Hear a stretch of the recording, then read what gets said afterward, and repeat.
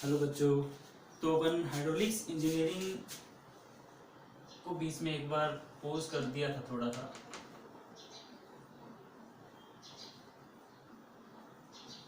वो अपन दोबारा स्टार्ट करते हैं हाइड्रोलिक्स इंजीनियरिंग। मैं आपको इससे पहले हाइड्रोलिक मशीन और इम्पैक्ट ऑफ जेट वाला चैप्टर हाइड्रोलिक्स इंजीनियरिंग में कंप्लीट करवा चुका हूँ। आज एक अच्छा सा टॉपिक पढ़ते हैं अपन, काफ़ी इंटरेस्टिंग है, बिल्कुल समझ में आएगा, है ना। टॉपिक का नाम है बच्चों नॉन यूनिफॉर्म फ्लो। क्या नाम है? Non uniform flow. सबसे पहली बात, ये नॉन यूनिफॉर्म फ्लो क्या है। इससे पहले नॉन यूनिफॉर्म से पहले कभी यूनिफॉर्म फ्लो भी आया होगा, उसके बारे में पढ़ते हैं कि यूनिफॉर्म फ्लो मैंने बहुत सारे टाइप के आपको फ्लो कराएंगे, steady flow, unsteady flow, turbulent flow, laminar flow, है ना। तो उसमें से कुछ यूनिफॉर्म फ्लो और नॉन यूनिफॉर्म फ्लो। देखो, अगर मैं बात करूं यूनिफॉर्म फ्लो की, तो यूनिफॉर्म फ्लो अपन किसको बोलते थे? देखो, अगर वेलोसिटी ऑफ फ्लो या बोल सकते हैं डेप्थ ऑफ फ्लो या slope of bed of channel, एक चीज और, क्रॉस सेक्शन ऑफ फ्लो, ये इतनी सारी चीजें does not change with length of the channel, then this type of flow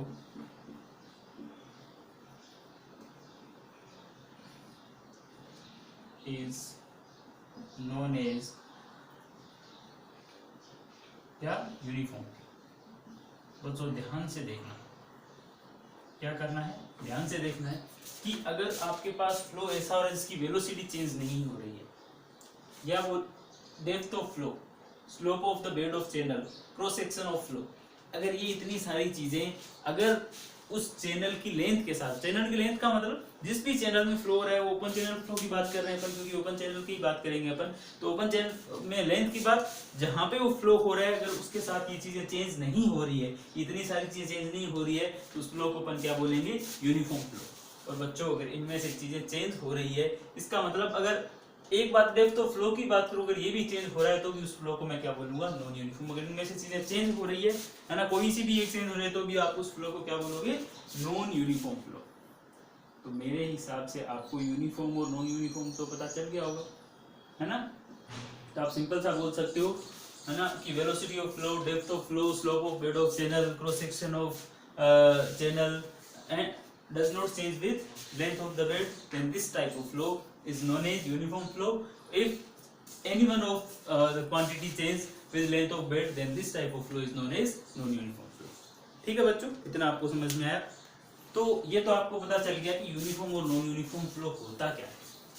चलो अब देखते हैं, यूनिफॉर्म फ्लो की अपन बात नहीं करेंगे अभी, क्योंकि यूनिफॉर्म फ्लो के बारे में अपन फ्लूइड मैकेनिक्स में भी पढ़ चुके हैं काफी, है ना। तो अब थोड़ा नॉन यूनिफॉर्म पढ़ते हैं, है ना। तो देखिए, नॉन यूनिफॉर्म फ्लो की अपन बात करते हैं। ये था भैया नॉन यूनिफॉर्म फ्लो। अब जो सारी चीजें मैंने आपको बताई थी, ये जो सारी चीजें बताई थी कि डेप्थ ऑफ फ्लो है, जैसे एक पॉइंट लेता हूं मैं, डेप्थ ऑफ फ्लो। अगर ये डेप्थ ऑफ फ्लो है, ये डेप्थ ऑफ फ्लो उस बेड की लेंथ के साथ हो सकता है अब्रप्टली चेंज हो जाए, मतलब इमीडिएट चेंज, अचानक आपको पता ही नहीं है फ्लो हो रहा था, अचानक उसकी डेप्थ क्या होगी, उस फ्लो की डेप्थ की अचानक क्या होगी? चेंज होगी। या हो सकता है उस depth of flow gradually change हो। दो चीजें हो सकती है। जैसे आप सिंपल सा, अगर ये फ्लो हो रहा था, है ना, ये फ्लो हो रहा था, अब देखिए चीजें ग्रेजुअली डिक्रीज हो रही है ना। और अगर एक फ्लो ऐसा बोलूं मैं, ये क्या हुआ? अचानक देखो इसमें अंदर फ्लो ऐसा हो रहा था, लेकिन इसको क्या बोलते हैं इंग्लिश में? अब्रप्टली बोलते हैं, या आप बोल सकते हो इमीडिएट क्या होगा, उसमें चेंजेस हो गया, है ना। तो अगर ये चेंजेस अगर ग्रेजुअली हो रहे हैं, अगर डेप्थ ऑफ फ्लो उसकी ग्रेजुअली चेंज हो रही है, तो ऐसे टाइप के फ्लो को अपन क्या बोलते हैं बच्चों? Gradually varied flow.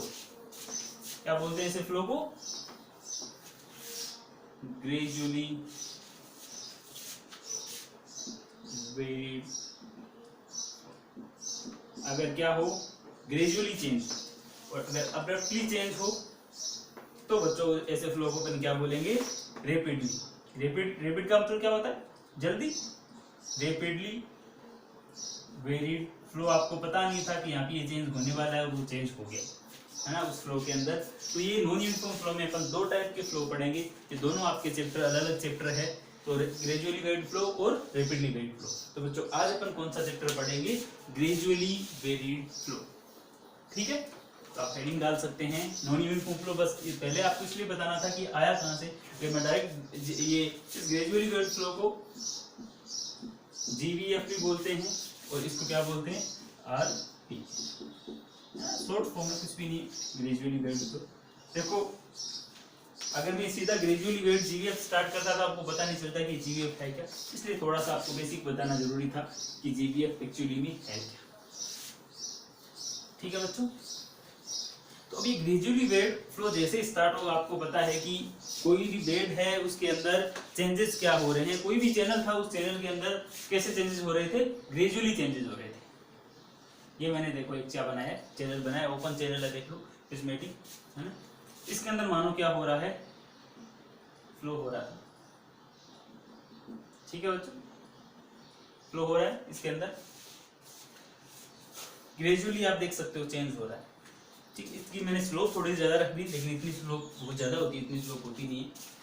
अब अगर मैं ये डेटम लाइन लूं, ये क्या है, थोड़ा सा इसके बारे में आपको एक्सप्लेन कर दूं, इससे होगा क्या, कई बार चीजें विजुलाइज करनी होती है। ऐसे आप पढ़ तो बहुत सारी चीजें लेते हो, देखो बुक में आपको सारी चीजें मिल जाएगी, लेकिन आप पढ़ने बैठते हो, आप उसको पढ़ भी लेते हो, आपके समझ में भी आ जाता है, लेकिन आप याद नहीं रख पाते हो, है ना। आप अगर थोड़ी दिन, एक दो दिन बाद आपसे अगर वही चीज आपको पूछे तो आप समझ नहीं पाओगे कि सर ने क्या पूछा है, मतलब आपके दिमाग में थोड़ी चीजें क्या हो जाएगी, मिस हो जाएगी। लेकिन अगर आपको कंसेप्ट अगर ढंग से समझ में आ गया है, विजुलाइज अगर चीजें हो जाती है, तो आपको वो चीजें भूलते नहीं हो, है। इसलिए मैं कोशिश करूंगा कि आप विजुलाइज कर पाओ चीजों को। तो क्या है, एक चैनल है, ओपन चैनल है, और ओपन चैनल में फ्लो हो रहा है, और ये देखो ग्रेजुअली वेरिड फ्लो है इसके अंदर, क्योंकि ये फ्लो का जो डेप्थ ऑफ फ्लो देख लो आप, ग्रेजुअली क्या हो रही है, चेंज हो रही है, ठीक है। अगर इस हाइट का मैं बात करूं तो ये हाइट कितनी मान ली मैंने, बॉटम से रेफरेंस से, ये जो आपका चैनल था इसकी हाइट कितनी मान ली मैंने, Z मान ली। इसको ना बनाऊं तो भी कोई दिक्कत नहीं, क्योंकि ओपन चैनल है तो उसको ओपन ही रहने देते हैं। इसके अंदर ये फ्लो की जो हाइट है वो कितनी है, ठीक है। और अगर काइनेटिक एनर्जी की बात की जाए इसके अंदर, तो v वेलोसिटी से फ्लो कर रहा है, किस वेलोसिटी से, तो आपको पता होगा v²/2g, v², अभी v लिख लेता हूँ थोड़ा सा अच्छा लगेगा, इसकी वेलोसिटी कितनी है v, ठीक। तो बच्चों अगर बात करूं मैं कि इसके पास टोटल एनर्जी कितनी है, जब ये फ्लो हो रहा है, ग्रेजुअली वेरिड फ्लो हो रहा है, तो इसके पास टोटल एनर्जी कितनी होगी बच्चों। टोटल एनर्जी तीन टाइप की हो सकती है, हो सकता है इसके पास काइनेटिक एनर्जी हो सकता है इसके पास पोटेंशियल एनर्जी हो सकता है उसके पास डेटम एनर्जी हो। क्या तीसरे के बाद अलावा कुछ चौथा ऑप्शन हो रहा है इसके पास, क्योंकि ये फ्लो हो रहा है तो काइनेटिक एनर्जी होगी, कुछ हाइट पे है तो क्या होगी, पोटेंशियल एनर्जी होगी, और डेटम से कितना रेफरेंस जो आपने लिया है उससे कितना हाइट ऊपर है तो क्या होगा, डेटम एनर्जी होगी। तीन के अलावा चौथा कोई ऑप्शन नहीं है। तो अगर मैं बात करूं काइनेटिक एनर्जी की, तो काइनेटिक एनर्जी आपने पढ़ा है कितना, v²/2g। ये देखो मैं सारे डाटा है ये पर वेट ले रहा हूँ, ये टोटल एनर्जी है, लेकिन ये मैं एनर्जी पर वेट लूंगा, एनर्जी पर वेट, ठीक है बच्चों। मैं तीनों टाइप की एनर्जी पर वॉल्यूम, एनर्जी पर मास और एनर्जी पर वेट में पहले आपको बता चुका हूँ, मेरे हिसाब से आपको समझ में आ जाएगा, है ना।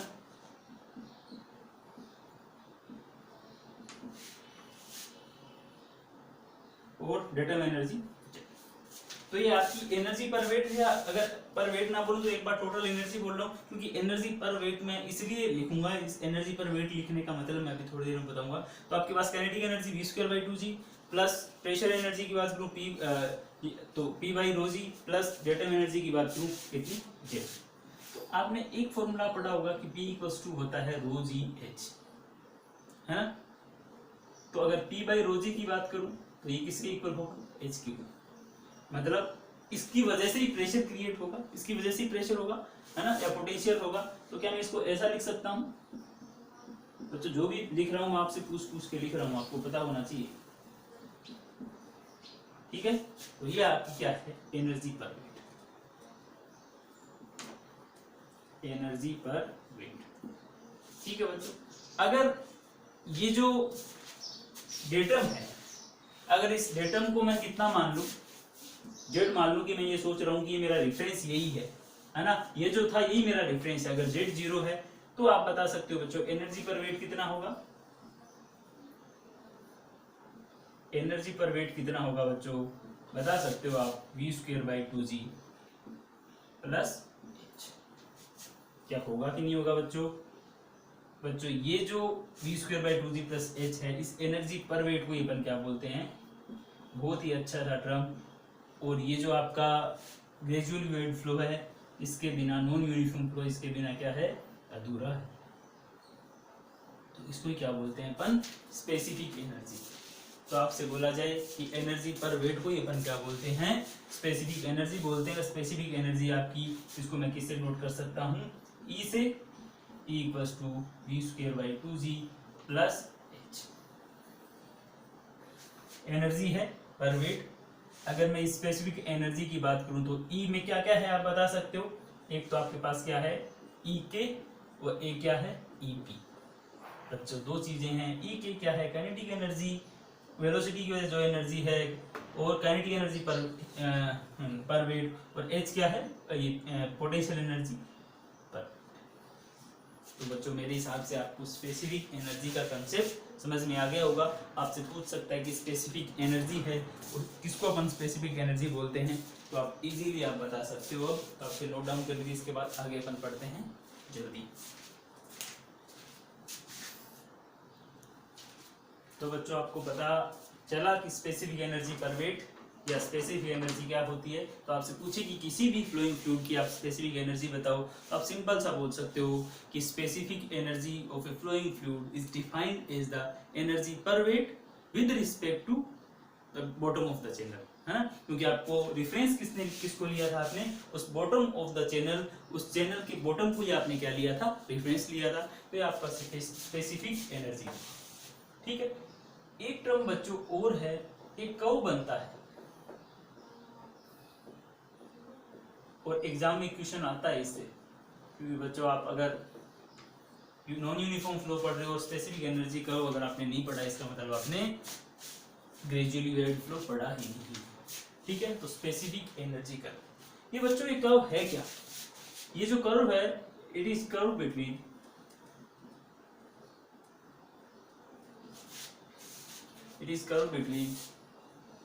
specific energy and depth of flow। Simple सा आपसे पूछे कि स्पेसिफिक एनर्जी कर्व क्या है, तो it is the curve between specific energy and depth of flow. तो बच्चों आपको पता चल गया कि ये E वर्सेस क्या है? H। डेप्थ ऑफ फ्लो कितना था? H ही था। थोड़े दो चार चीजें अपन डिस्क्राइब कर लेते हैं। मान लो जो आपके पास चैनल था उसमें डिस्चार्ज कितना हो रहा था? Q डिस्चार्ज, ठीक है। अगर बात की जाए B क्या है? उस चैनल की विड्थ तो, और H क्या है बच्चों? डेप्थ ऑफ या विड्थ ऑफ चैनल, किसी विड्थ ऑफ फ्लो बोल सकते हो आप। तो एक टर्म और डिसाइड किया जाता है कि अगर Q/B लिखूं, Q/B, ये क्यों लिख रहा हूं अभी आपको 1 या 2 मिनट बाद आपको पता चल जाए। Q/Q ये क्या है? डिस्चार्ज, ये है बच्चों डिस्चार्ज पर विड्थ। जो लिखा है वही मैंने यहाँ पे लिख दिया डिस्चार्ज। ये लिखा क्यों? इसलिए लिखा, ये डिस्चार्ज पर विड्थ है। अगर आपसे बोला जाए कि डिस्चार्ज क्यों आपने अगर अब स्पेसिफिक एनर्जी क्या थी? H प्लस v²/2, यही होती है बच्चों स्पेसिफिक एनर्जी। E यही लिखा था मैंने। मैं क्या कोशिश कर रहा हूं, मुझे E वर्सेस H निकालना है, ठीक है। तो E वर्सेस S तो इसमें है, लेकिन इसके अंदर बच्चों H है ही नहीं, तो कहीं ना कहीं से मुझे S तो लेके आना पड़ेगा, क्योंकि इस काइनेटिक एनर्जी पे भी तो आपकी स्पेसिफिक एनर्जी डिपेंड करती है, तो इसका मतलब इसके अंदर H लाना पड़ेगा, तभी आप बता पाओगे एग्जैक्टली कि ये स्पेसिफिक एनर्जी है वो डेप्थ ऑफ फ्लो के साथ कैसे वेरी करती है। तो बच्चों इस वेलोसिटी के जगह आपने पढ़ा होगा कि velocity is defined as the charge per discharge per unit area, है ना, Q बाई ए। तो अगर वेलोसिटी को आप डिस्चार्ज क्या है, Q एरिया क्या होता है, B इंटू एच होता है बच्चों, है ना। और आपको पता है कि Q बाई बी की जगह अपन क्या लिख सकते हैं, Q बाई बी की जगह क्या लिख सकते हैं बताओ, कुछ लिख सकते हैं। इस Q बाई बी की जगह अपन इस Q बाई बी को अपन स्मॉल q भी लिखते हैं, तो ये आपका हो गया Q बाई, बताओ बताओ बताओ, कुछ गलत किया मैंने, कुछ गलत तो नहीं किया, नहीं सब सही है ना। इसकी जगह पर लिखते हैं Q upon Q by B की जगह तो आपने Q लिख दिया अपॉन H, ठीक है, एकदम सही लिखा है, कोई दिक्कत नहीं। वेलोसिटी की जगह Q बाई H। अब ये जो वेलोसिटी की जो वैल्यू है आप इस इक्वेशन में क्या कर दो बच्चों, पुट कर दो, तो E equals to H plus B square की जगह पुट करोगे तो क्या हो जाएगा, Q square upon H square, है ना, H स्क्वायर 2 का 2 आपके पास था ही 2, अभी तो v स्क्वायर की वैल्यू पुट की है, Q square upon H square upon 2 है, और इधर क्या है g, इसका मतलब E इक्वल्स टू आपके पास आ गया H plus Q square upon 2g H square. समझ में आया बच्चों। अब आप देख सकते हो कि इसमें भी H है और इसमें भी H है। क्यों, किसी पर्टिकुलर चैनल के लिए आपको पता होगा ज्यादा वेरी करेगा नहीं, क्योंकि और वेरी करने वाली चीज अब आप बोल सकते हो कि इस रिलेशन से अगर मैं ग्राफ बनाना चाहूं तो E directly proportional to H भी आ रहा है और E directly proportional to 1 upon H square भी आ रहा है। दो रिलेशन बच्चों आपके पास आ गए। अगर आपके पास अगर ऐसे रिलेशन कहीं आते हैं, अगर ऐसे रिलेशन आपको दिखाई देते हैं, तो आप आराम से ग्राफ बना सकते हो, आप कर्व बना सकते हो। वो कैसे, अभी अपन बनाते हैं, जल्दी से आप नोट डाउन कर लो इसको।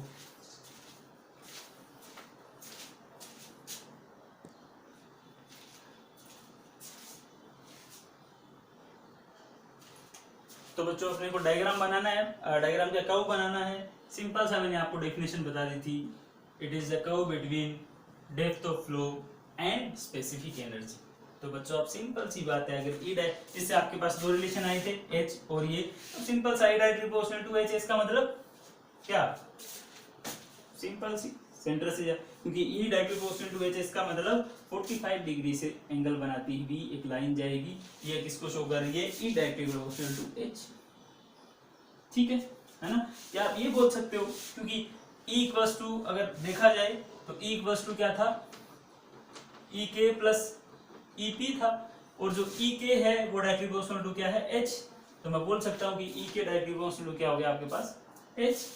और अगर दूसरा ई पी की बात की जाए, यहाँ पे ई के लिख देता हूँ, आपको कंफ्यूजन होगा। ई पी क्या है, 1 अपॉन H स्क्वायर के क्या है, अपने H स्क्वायर की क्या है, इनडायरेक्टली प्रोपोर्शनल है।